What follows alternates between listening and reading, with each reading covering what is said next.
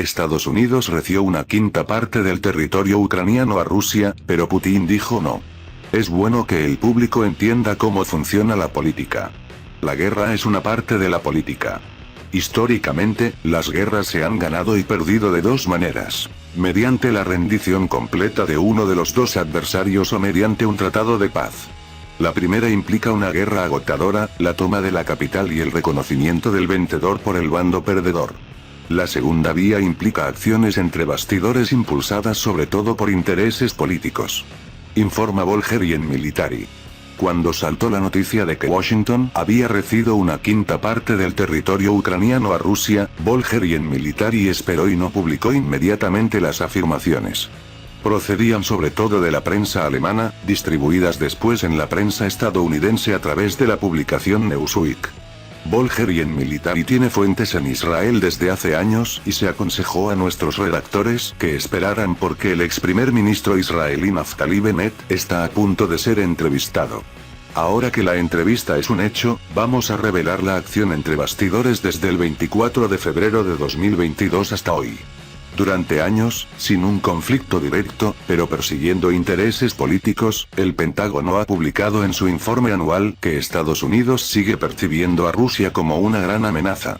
Quizás esta sea la justificación de Washington en las últimas décadas para empujar a la OTAN a aumentar sus bases, a través de nuevos países miembros, cada vez más cerca del territorio ruso.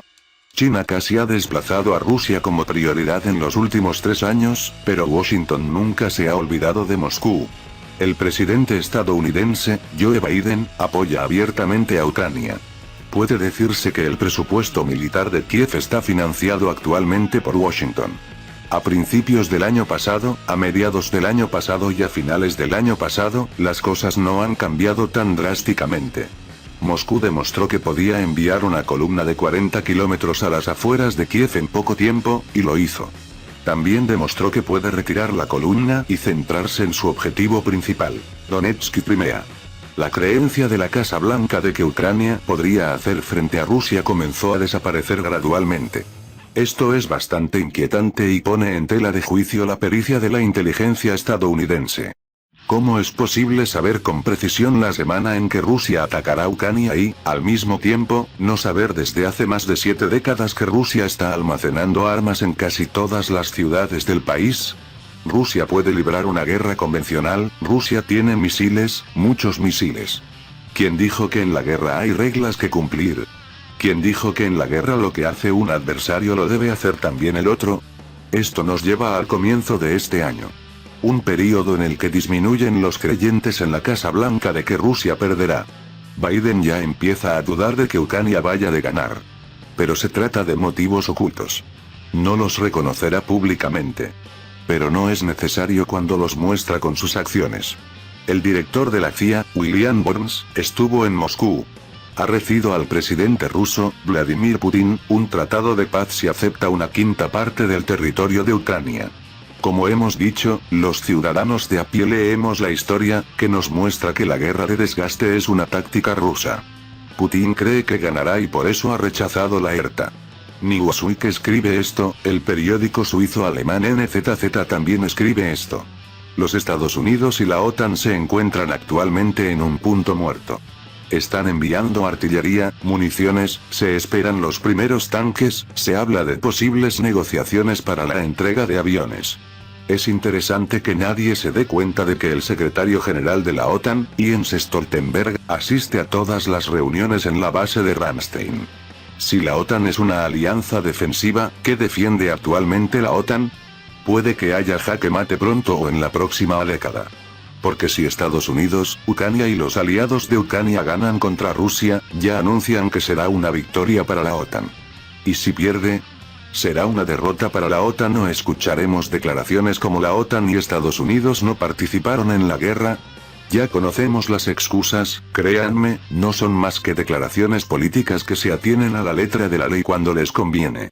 Si las afirmaciones de la prensa occidental sobre el viaje y la propuesta de William Burns son ciertas, se lo dejamos a usted para que juzgue. Pero, ¿qué hay de la entrevista con el hombre por el que se nos pidió que no nos precipitáramos en este análisis? En una entrevista en vídeo, el ex primer ministro israelí anunció que Zelensky temía ser asesinado y pidió a Naftali Bennett que hablara con Putin. Tras recibir la respuesta de Putin de que Zelensky no sería asesinado, 2 horas después Zelensky fue a su despacho y se hizo un selfie en el despacho, en el que el presidente ucraniano dijo "no tengo miedo" y todo eso, cuenta Bennett.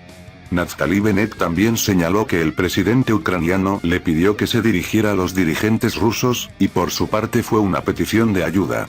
Zelensky me llamó y me pidió que me pusiera en contacto con Putin. Lo tengo todo grabado. Fue muy difícil para él. Recuerden que entonces estaba seguro de que sus días estaban contados, de que le destruirían, dijo el ex primer ministro israelí. Al mismo tiempo, añadió que había coordinado plenamente todas sus acciones con los dirigentes de Estados Unidos, Gran Bretaña, Alemania y Francia.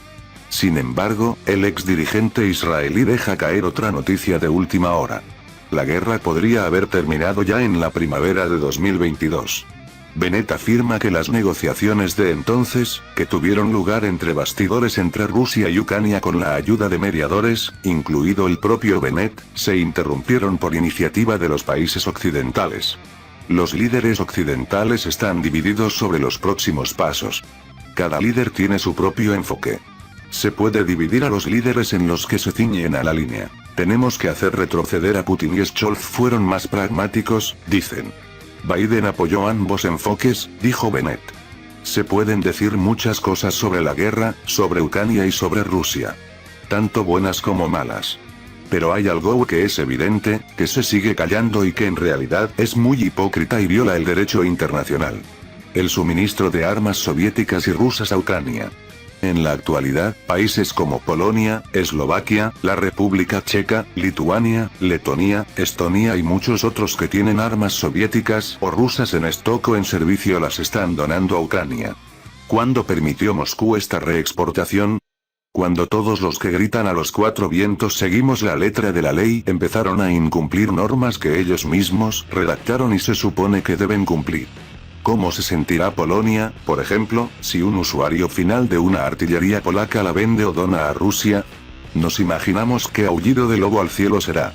¿Cómo esperas que alguien siga las mismas reglas que rompe? Sí, lo sabemos. Tenemos a alguien de quien aprender estas prácticas viciosas. Sabemos que los Estados Unidos lanzará todo lo extranjero en una guerra condenada al fracaso, porque esta guerra no está en el continente de América del Norte, pero en Europa. Lejos de Nueva York, Washington, Texas, etc. Sí, seguimos el ejemplo del Washington honesto y transparentemente igualitario. Esta misma capital, que compra armas soviéticas a Bulgaria, Hungría, la República Checa y Rumanía, viola las normas prescritas para la reexportación de armas, y por casualidad terminan en manos de ISIS, Al-Qaeda y otras organizaciones terroristas. Sí, hay alguien de quien aprender hipocresía. Concluye el medio búlgaro. Bienvenidos a Free Antibiot World, aquí encontrarás las últimas noticias, la mejor información de la actualidad mundial, y top 5 de Free Antibiot World. Suscríbete, comenta y comparte nuestros vídeos, gracias.